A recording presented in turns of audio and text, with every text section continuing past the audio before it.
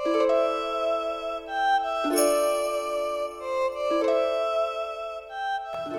orang yang naik tangga satu persatu mengejar karir, tapi begitu berada di puncak tangga yang tinggi, baru kita kaget, ternyata kita berada pada tangga yang salah. Apa artinya? Tidak cukup hanya kecerdasan intelektual, tidak cukup hanya kecerdasan emosional. Kecerdasan intelektual adalah kemampuan untuk berpikir. Kecerdasan emosional, kemampuan untuk merasa.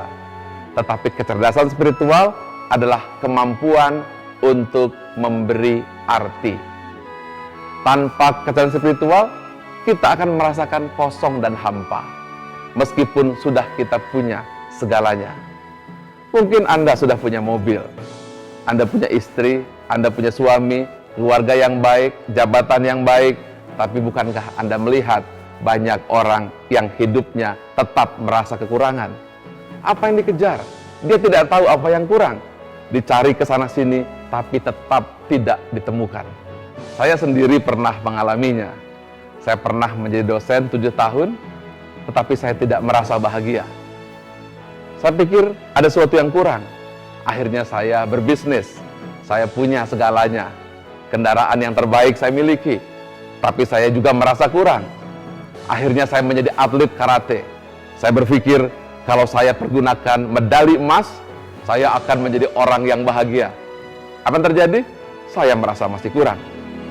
Pernahkah Anda seperti itu? Anda pernah memiliki uang yang cukup tapi tidak puas? Jabatan yang tinggi tapi masih kurang? Mobil yang bagus tapi rasanya belum mencukupi? Permata dan berlian sudah dimiliki, tapi semuanya rasanya tidak punya arti. Beli ini, beli itu, akhirnya hanya disimpan di lemari. Apa yang terjadi? Sebagian bisa survive, meskipun hidupnya kosong. Sebagian lagi, ada yang sampai dengan mati bunuh diri. Mungkin tidak mati bunuh diri, tapi yang ada adalah kehampaan, kekosongan, kekeringan yang luar biasa. Ada yang lari ke kehidupan malam, atau istilahnya dugem. Ada yang melarikan diri dari kenyataan. Intinya apa saja dicari demi untuk mencari sesuatu. Sesuatu apa? Yang tidak pernah kita tahu itu. Sahabatku, belum lama ditemukan pada tahun 1980 pada fungsi otak di sini oleh Michael Persinger, oleh V.S. Ramachandran. Saking hebatnya penemuan otak ini sampai mereka dinamakan The Marco Polo of Neuroscience. Fungsi otak ini menggemparkan dunia. Karena fungsi otak ini adalah mencari arti, mendorong manusia untuk mencari pertanyaan dan jawaban. Sebenarnya saya ini siapa? Saya ini di mana? Saya ini mau kemana? Pernahkah itu Anda rasakan? Kekosongan yang ada di hati. Kekosongan yang melanda jiwa. Tetapi kita tidak mampu menemukan. Itulah yang disebut dengan spiritual emptiness. Kekosongan spiritual. Spiritual patologis, penyakit spiritual. Itu semua adalah bukti bahwa kecerdasan intelektual yang kita miliki, kecerdasan emosional yang kita miliki, ternyata belum cukup untuk memenuhi kehidupan yang hakikat sebagai seorang manusia. Saya akan menyampaikan sebuah kisah yang mudah-mudahan memberikan Anda lebih paham lagi apa maksud saya. Ada sebuah perusahaan farmasi yang hampir bangkrut. Dia spesialisasinya membuat obat.